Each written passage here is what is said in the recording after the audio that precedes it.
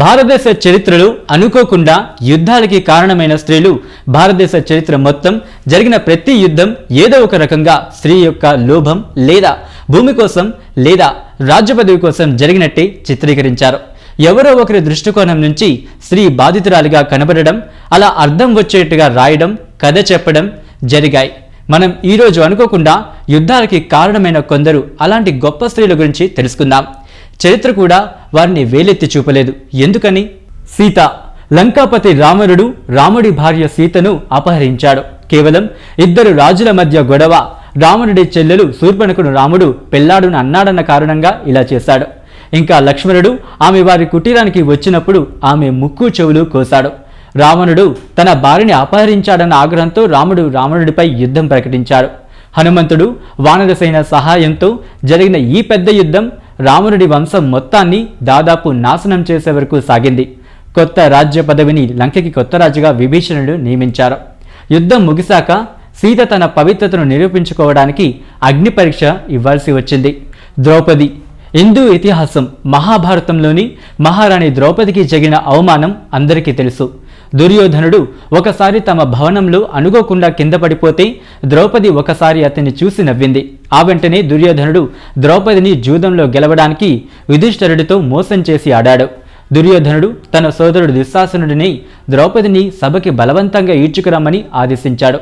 ద్రౌపది పోరాడితే దుశ్శాసనుడు ఆమె జుట్టు పట్టుకొని సభా మందిరానికి లాక్కొచ్చాడు. ఆమె భర్తలు నిస్సహాయంగా చూస్తూ ఉండిపోయారు. దుర్యోధనుడు తన సోదరుడిని ఆమె బట్టలు విప్పమని ఆదేశిస్తే అదృష్టవశాత్తు ఆమె స్నేహితుడు కృష్ణుడి వలన రక్షించబడుతుంది. ఈ అవమాన భారంతో పాండవులు మరియు ద్రౌపది భారత చరిత్రలో అనుకోని విధంగా అతిపెద్ద యుద్ధానికి కారణమయ్యారు. ద్రౌపది దుర్యోధనుడిని తన భర్తలతో చాలా దారుణంగా చంపబడతాడని, వారందరి రక్తంతో తడిసాకని జుట్టును ముడివేస్తానని శపథం చేసింది. నా జీవితాన్ని మార్చేసిన సులభమైన బరువు తగ్గే చిట్కా అంటున్న అనాయ యుద్ధం జరిగింది. దుర్యోధనుడు తన 100 సోదరులతో బంధువులతో కలిసి చంపబడ్డాడు. పాండవులు కొత్త వారసులుగా హస్తినాపుర రాజ్య సింహాసనం అధిష్ఠించారు. మొత్తం రాజ్యంలో శాంతి సమృద్ధి నెలకొన్నాయి. రాణి పద్మావతి చిత్తోడ్ మహారాణి, రాజైన రావల్ రతన్ సింగ్ భార్య మరియు సింహల రాజు కూతురు. మహారాణి పద్మ ఆమె అందానికి అప్పట్లో చాలా ప్రసిద్ధురాలు. అలాద్దీన్ ఖిల్జీ ఆమె అందాన్ని మోహించి రాణి పద్మావతిని బలవంతంగా తీసుకువెళ్లడానికి చిత్తోడ్ రాజ్యంపై దాడి చేశాడు. సంయుక్త కన్నౌజ్ రాజ్యానికి మహారాజైన జయచంద్ కూతురు. పృథ్వీరాజ్ చౌహాన్ వీరత్వం గురించి విని ఆమె అతనితో ప్రేమలో పడింది.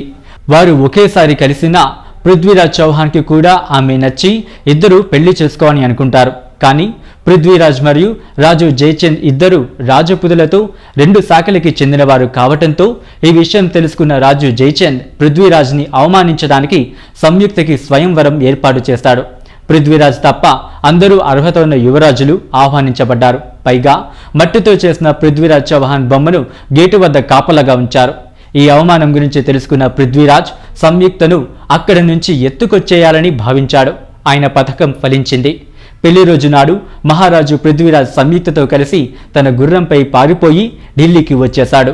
ఢిల్లీతో సంబంధం ఉన్నవారు కన్నౌజ్ వారు ఏం జరుగుతుందోనని భయపడ్డారు. మహమ్మద్ ఘోరీ ఈ సంఘటనని తన లాభం కోసం వాడుకోవాలని అనుకున్నాడు. అతను ఢిల్లీని తూర్పు పంజాబ్పై దాడి చేశాడు. ఘోరీ వద్ద చాలా పెద్ద సైన్యం ఉండడంతో పృథ్వీరాజ్ కన్నౌజ్ సాయం కోరాడు.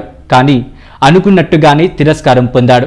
కానీ తనకున్న మేధస్సు మరియు వీరత్వంతో పృథ్వీరాజు యుద్ధం గెలిచి ఘోరీని తన ఖైదీగా చేసుకున్నాడు. ఈ వీడియో కనుక మీకు నచ్చినట్టయితే లైక్ చేయండి.